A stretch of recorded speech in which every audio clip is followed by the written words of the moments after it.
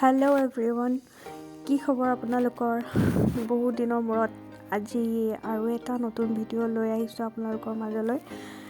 আশা কৰোঁ ভিডিঅ'টি চাই বহুতেই ভাল পাব আৰু ভিডিঅ'টি আচলতে আজি নবনাওঁকৈ বনাইছোঁ, কাৰণ ব্যস্ততাৰ মাজত ইউটিউবত ভিডিঅ' বনাম বুলি ভবাই নাছিলোঁ।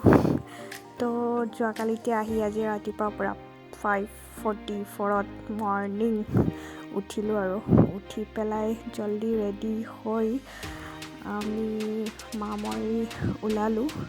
ফাৰ্ষ্ট ভাইটিৰ হোষ্টেলত গৈ তাক লৈ আহি আমি আহি পালোঁ সৰুসজাই ষ্টেডিয়াম। তো সিদিনা আছিল বিশ্ব স্বাস্থ্য দিৱস। সেই উপলক্ষে সৰুসজাই ষ্টেডিয়ামত এখন প্ৰগ্ৰেম এখন ৰখা হৈছিল। তাত কোন কোন আহিছিল চাওঁ ব'লকচোন বাৰু, কোন কোন আহিছিল, কাক লগ পালোঁ, কাক দেখা পালোঁ, কেনেকৈ কথা পাতিলোঁ, ফটো উঠিলোঁ, প্ৰগ্ৰেমত কি হ'ল ব'লকচোন চাওঁ। কোনোবা ডাঙৰ মানুহে হয়তো সেইকাৰণে এনেকৈ মিডিয়া আগুৰি ধৰিছে, অলপ চলপ হয়তো দেখাও পাইছে কোন আহিছে। তেখেত হ'ল আমাৰ অসমৰ মুখ্যমন্ত্ৰী ডক্টৰ হিমন্ত বিশ্ব শৰ্মা ছাৰ।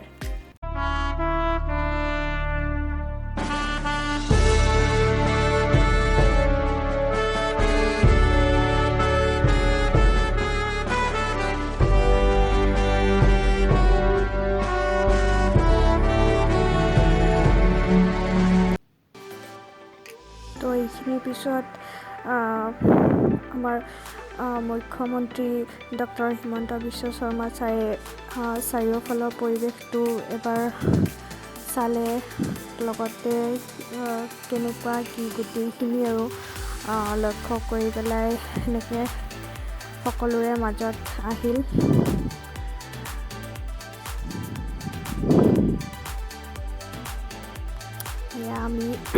আমিও ৰখি আছোঁ কেতিয়া ছাৰক লগ পাম, কথা পাতিব পাৰিম। আমিও সেইটো ৱেইট কৰি আছিলোঁ, কাৰণ মুখ্যমন্ত্ৰী ছাৰক লগ পোৱাটো সহজ নহয়, ওচৰৰ পৰা দেখাটো সহজ নহয়। মিডিয়াই আগুৰি ধৰে, জানে আপোনালোক সকলোৰে ইচ্ছা তেওঁক এবাৰ চুই চাবলৈ, তেওঁৰ লগত কথা পাতিব, চুই চাব, ফটো উঠিব। আজি বিশ্ব স্বাস্থ্য দিৱস উপলক্ষে আমাৰ যোৱাবাৰৰ স্বাস্থ্যমন্ত্ৰী, লগতে এইবাৰ আমাৰ মুখ্যমন্ত্ৰী মাননীয় হিমন্ত বিশ্ব শৰ্মা ছাৰ আজি সৰুসজাই ষ্টেডিয়ামত। এয়া আমি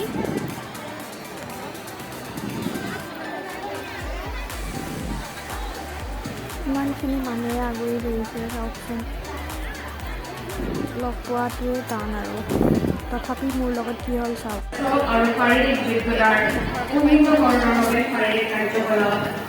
ছাৰ ছাৰ হাই কৰি দিব এইফালে এবাৰ, হাই কৰি দিব এবাৰ, থেংক ইউ।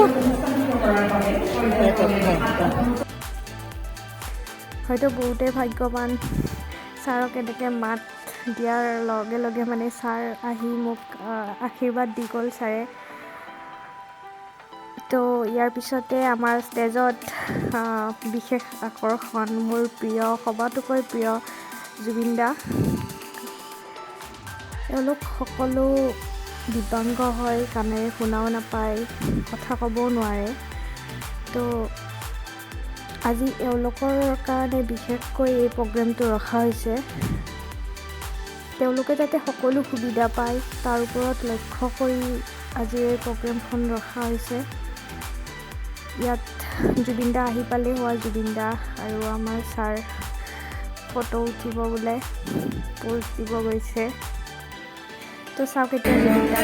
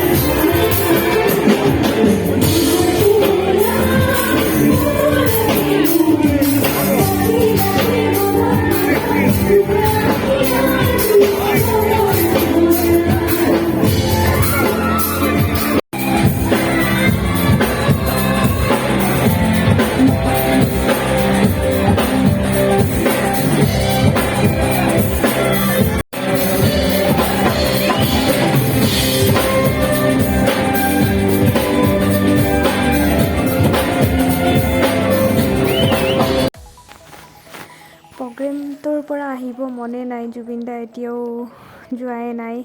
জুবিন দা আছে, গান গায়ে আছে, কিন্তু আমি যাব লাগিব। ৰাতিপুৱাৰ পৰা মানে ভাগৰি পৰিছোঁ, উপায় নাই আৰু লগত সৰু সৰু বাচ্ছাকেইটাও আছে, সেইকাৰণে সোনকাল ঘৰ পাব লাগিব, সিহঁতক ঘৰে ঘৰে থ'ব লাগিব। তো আজি আছিল 7 এপ্ৰিল, বিশ্ব স্বাস্থ্য দিৱস। তাক লক্ষ্য কৰি আজিৰ এই প্ৰগ্ৰামখন ৰখা হৈছিল আৰু খুব ধুনীয়া এটা অনুষ্ঠান, খুবেই ভাল লাগিল থাকি মেলি গোটেইখিনি চাই। গোটেইখিনি বস্তুৱে আৰু ধুনীয়া আৰু। তো আপোনালোকেও যদি আপোনালোকৰ ঘৰতো এনেকুৱা বাচ্ছা আছে, মোৰ ভাইটিয়েও কথা ক'ব নোৱাৰে, কাণেৰে শুনা নাপায়, আপোনালোকৰ ঘৰতো যদি তেনেকুৱা বাচ্ছা আছে বা ডাঙৰেই হওক, সকলোৱে সমাজ কল্যাণৰ নিজৰ নিজৰ ডিষ্ট্ৰিক্টৰ সমাজ কল্যাণৰ অফিচত গৈ পেলাই তেখেতসকলক জনাব। নিশ্চয় আপোনালোকেও সহায় পাব। সেই বাচ্ছা হওক বা ডাঙৰেই হওক, তেওঁলোকৰ নামত চৰকাৰে বহুতো আঁচনিৰ সুবিধা প্ৰদান কৰিছে।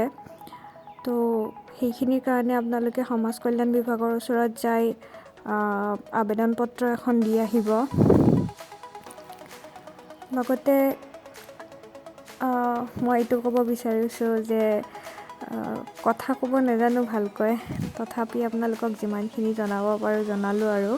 তাৰে মাজত কিছুমান ৰৈও গ'ল, কাৰণ বহুত মানে যিহেতু গোটেইকেইটা বাচ্ছাক চাব লগা হৈছে, সিহঁতক ট্ৰিট কৰিব লগা হৈছে, গোটেইখিনি কৰিব লগা হৈছে।